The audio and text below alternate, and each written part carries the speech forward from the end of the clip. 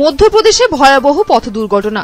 বিয়ে বাড়িতে যাওয়ার পথে ট্রাক্টর উল্টে মৃত্যু হল 13 জনের। মৃতদের মধ্যে 4 জন শিশুও রয়েছে বলে খবর। দুর্ঘটনার গুরুতর আহত হয়ে হাসপাতালে ভর্তি অন্তত 15 জন। মধ্যপ্রদেশের রাজগড় জেলার পিপলুড়িতে দুর্ঘটনাটি ঘটেছে। পুলিশ সূত্রে খবর, রবিবার রাতে বিয়ে বাড়ি উপলক্ষে রাজগড়ের কুলামপুরে যাচ্ছিল রাজস্থানের মতিপুরা গ্রামের বাসিন্দারা, কিন্তু পিপলুড়ি গ্রামের কাছে যাত্রীসহ ট্রাক্টরটি উল্টে যায়। রাজগড়ের জেলা শাসক হর্ষ দীক্ষিত সংবাদ সংস্থাকে জানিয়েছেন, আহতদের 13 জনকে জেলা হাসপাতালে ভর্তি করা হয়েছে। তাদের চিকিৎসা চলছে। বাকি 2 জনের মাথায় ও বুকে গুরুতর আঘাত লাগায় তাদের ভোপাল হাসপাতালে স্থানান্তরিত করা হয়েছে।